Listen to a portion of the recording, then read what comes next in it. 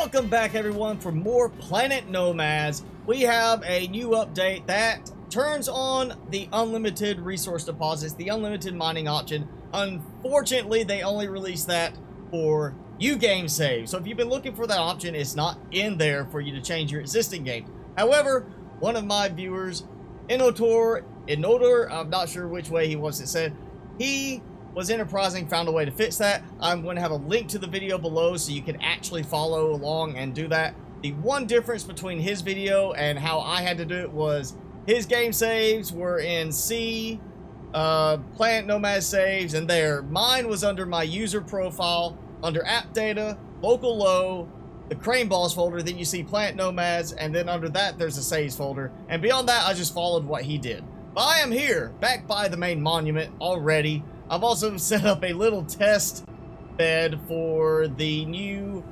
Autonomous Water Purifier, which uses no power, just filters through the plant life and I guess a carbon boulder. So no power, it just goes, and it is slower than the normal water purifier. This is 30 seconds per, and I actually have 3 of them tied into the water pump, and it's still producing more. I think I could get 4, maybe 5 of these running off a single pump to balance out. So I've got that going. I've also got a separate pump going just because I need dirty water for certain things. So that's what I've got going right now. But I've also got 4 of the cross feed things completed. So we are going to head over to the monument and to the power pylons and put those in place. Okay, so I've got a task obtained for pylons, just because I put the crystal override matrix in my inventory. So there's 1 down, and it turned from orange to blue. There goes number 2, goes number 3, and here goes number 4. I really should have picked a different one for the last, so I could watch this more easily. So you can see I've got, like, it's not entirely blue, it's blue and orange, and now it's blue. Okay. So, viral, optional. Alright, let's see, what was it, datapad? Viral, optional. Upload the virus to the main monument. Like to have his freedom to destroy his own creators, establish an order on their colonized planets. Need to have all types of animal tests scanned to create extracted virus from genetic material. Virus itself is synthesized in the medium medbay. I think I've already gotten that unlocked. I believe I did that off screen since last time.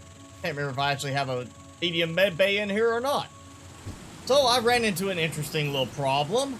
It keeps randomly, like, causing me to pop out of the cockpit, not hitting any buttons or anything, just randomly causing me to drop out of my cockpit seat while flying. I even had it happen when I was going extremely slow, and now it just did it while using the Who drive, which killed me. So yeah, I'm not too happy with that part. That was quite irritating that I just died because it's just randomly dropping me out of my seat. I'm also noticing a problem with inconsistency in the way I'm facing when I open the map and where it's actually showing me. Sometimes it's showing me facing back this direction. Other times it's showing me facing this way, but I'm actually facing directly towards this. So it's being really odd now with this last update. So that's working again. So that's a good sign. Though I really don't need it now, because we're about to do the full autonomous thing over here.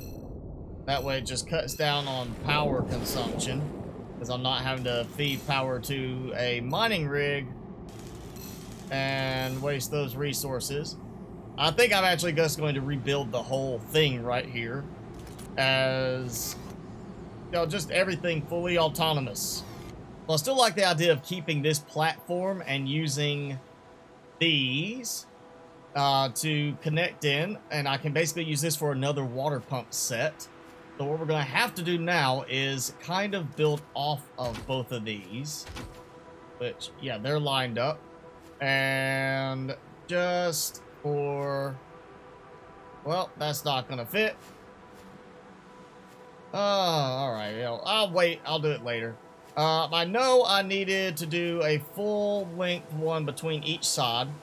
And again, I'm pretty sure 4 is what I need in the end on those other parts. And there goes the rainstorm. Since I ran out of mechanical parts, and it got so bad with the rainstorm that I could not see, it was like pitch black with the light off, I decided to bring the toad over and let it illuminate things. And so, yeah, we're going to do a big connected setup. I may actually expand this below as well. I don't know yet how I want to do this. I'm thinking I might expand it down below this and have basically like multiple floors, and then everything's going to connect along the top. And I think this is going to be, yeah, I'm going to expand this outward. So basically we're going to have rows, instead of it being like 4 coming off of it, 1, 2, top, and then a 4th one like that. I'm going to actually expand in multiple rows and just see how much I can produce extra on it and get as much purified water and then deuterium as I can. So the trick you've got to do with these is you actually have to be careful in lining it up. Several times I've done it where it acted like it has snapped in, and it didn't snap. Like you see, it snaps to the side, but not actually on the conveyor connection. So these have proven to be a bit problematic so far. All right, I've got 12 filters. That should be, if I'm right about the calculation from what I've seen, that should cover all 3 of those. Now, I've got to connect them all together, and technically I could connect them all kind of, you know, on the same trunking path like I've done there. I think I actually want to kind of do something with this too, though. Let's see. That would be, well, that's gonna be just a little too high. No, we'll do the same thing, but we'll give a gap at the top. So yeah, every one of these will get that. And that way I'll just leave a open space. And it'd be nice, you know, if they fix it where it stays in the orientation you had it set when you are already, you know, building stuff, at least placing stuff, so it doesn't, oh hey, let me flip sideways on you. Okay, there we go. So now I have basically the central structure of what it's going to be, and I just need to place a couple of these down. I believe it was that angle, right? Look at that. That looks like it's lined up the right way. I'm going to take a chance on it. I think that's not right. It's off center. Like, that is sitting on top of, I mean, as long as that is lined up correctly, which, yeah, they all look like they're lined up correctly, at least the autonomous filters. You know what, we'll forget about this for now. I'm just going to wait, and then what I want to do is we'll do a, where is it? Somewhere around here, I'll find it. Okay, I think that's going to line up right. Looks like it will. If I have to be, can't confirm until I build it. Yes, that is connected. So now, basically, anything coming, you know, once these overflow should go in there, and I should be able to just go in and collect a lot of stuff from that. I think what I want to do for now is, because these are the only things that need power, and to give me room to expand later, I'm going to do some solar panels along here. Actually, I'm not going to do that. What I'm going to do is just put this here for now and make sure it's connected in. It should still be powering. Yes, it's powering those. And if you go to the autonomous ones, it won't let you connect them because they're just, you know, natural filtering. Now I just need, do I have any, yes, I do have some. I've got a bunch of deuterium. So we can just, like, remember the controls. I can just do this. 162 hours without it being tied into anything. Now, later on, I can make this an infinite production thing. But for now, I just want it to be like this. And then what we're going to do is come off of this here with a...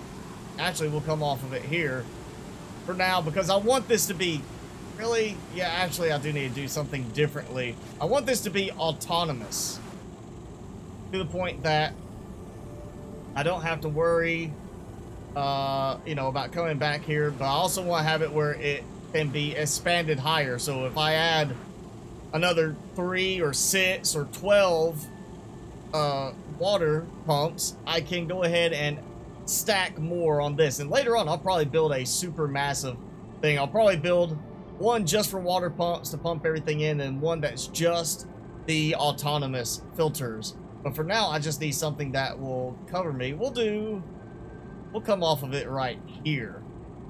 That way I'll just, yeah, we'll just pop off of here. That's close enough for power to work. And I'm just gonna do, actually, we'll do, yeah, this. And that's the 3D printer, so that 7 is my refinery. I just need it. Come on. Place. There. There goes. That line up? Yes, it did. Alright, great. That will just be for later, and then we're going to have 2 more extending off. So this will produce a lot. So yeah, this is a lot of purified water. I may build even a separate thing just for the refineries later, instead of it being all one container type, structure. Okay, let's rotate. So these will stick out a little bit more. That's fine. This is just temporary, just to get some production going and leave this as busy as possible. Oh, and one thing I forgot to do already is, even though these are autonomous, you still have to tell them to do something, which honestly seems a little out of place for me. I think it should be like, if it's autonomous, just start producing and keep producing as long as it has the resources to do so. So yeah, these are full from earlier. I'm just going to empty that, because this should be evenly balanced, and we'll find out in just a moment anyway. Because if it is, then as soon as one of these finishes, it should automatically pick up another bit of water and keep going. And then, of course, at the same time, if it's not quite perfectly balanced, I should either have these waiting or have excess water building up, the dirty water. And you see, okay, there goes one, there goes another one. So I think I did get it just right, or maybe not even quite right. It looks like that one has a little extra in it.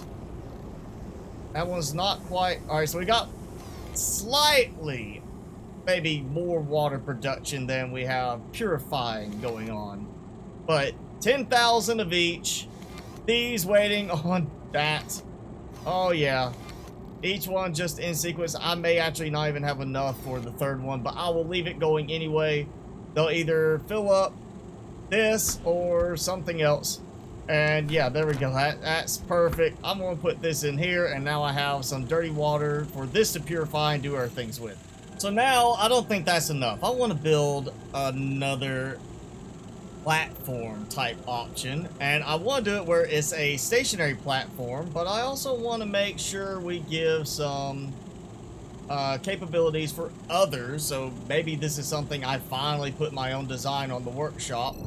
But the idea, I think, will be to start with a, just a general platform, and then from there go into like a floating platform type setup, so that we'll have it. If you want, you can put it stationary. If you don't want that, then you can have it just float. So I'm finally starting to run low on certain supplies. So for now, I'm just going to set this up to let it test. We should have production going, which, yep, that's going. So that should be feeding up and going simply into these, which again, is autonomous. Why do I have to go and tell it to do anything with it? It should be like, yeah, it's autonomous, so it automatically just starts. And I'm just going to do 100,000 on each. Because I don't think I'm going to be changing this part at all. And then this is just going to be, you know, we'll do like 1,000 because it's not going to get to that point. Hopefully what's going to happen is these will complete. And even though it doesn't have like an in-out correction, this is still going to work just right. That everything kind of funnels through the conveyor system. We will see momentarily once this has started to produce enough water in each one. And yes, it's working. It's producing some deuterium, which then should be available to this. We got 16 hours on that right now. As soon as this is done, it should add a little bit more time. You know, 3 of them, 16 hours. That should be 22 hours. 21, yeah, 22 hours or so. Once that's done, that should say it has available for it because it's in the same production chain. Yep, there we go. 22 hours, 10 minutes. So this is now self-sustaining. What I'm going to do is let this go for a while, get some more resources going. I'm going to revisit this later and try to do it in a way where instead of having all this, I just have that pushing up into some kind of storage mechanism, maybe something for the dockable containers, and use solar power with a battery set up here, and then see how well the flotation works. If floating doesn't work too well, all I have to do is add some more floating foundations. Around the edges, I should be fine. But that's all I'm going to do on this one for right now. And yes, so Inoders fits where you will have to go in with a database viewer, and the one he used in his videos, you can't get a portable version, so all you have to do is run it. You don't have to actually install it. Just create a folder, and you see it's going. So this spot that was empty is now being produced again. And so I have production going here. I'm going to use this temporarily just to start producing more pieces of building material for building on the base. I have used up a lot of resources on my travels and what limited resources I could get. I'm going to have to redo some power structuring and everything. But yeah, now I've got the new autonomous water filters going that, you know, they don't need carbon, but you still have to tell them to produce something. So it's really not autonomous. It's just carbon-free filters. So I've got that going there, and I've got it going over there. I will continue working with that one, like I said, in the future, try to make it a little bit better setup, make it free to float around, and put it on the workshop probably. And this is just gonna be one I keep increasing the height of and producing more and more later on just for my deuterium needs. And I'll probably build a similar thing later that will produce dirty water to clean water and then tie in with greenhouses for producing a lot of food.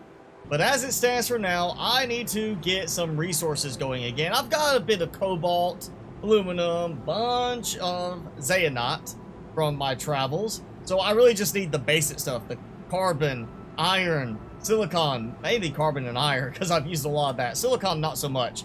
Let that kind of build up in here, get this producing the basic materials again, and I'm going to start working on tying this in to at least a connected system to the Black Toad so it can be parked over there and tie in its production and storage through this storage system, along with them making room for another one of these, and start thinking about how I'm going to tie in the big production thing over here, as well as a permanent mining setup for this that will tie into my structure. But yes, now that I've got that done, I'm back to building on the base, since it is a good option again, because I've turned off the unlimited mining using that little trick in the database.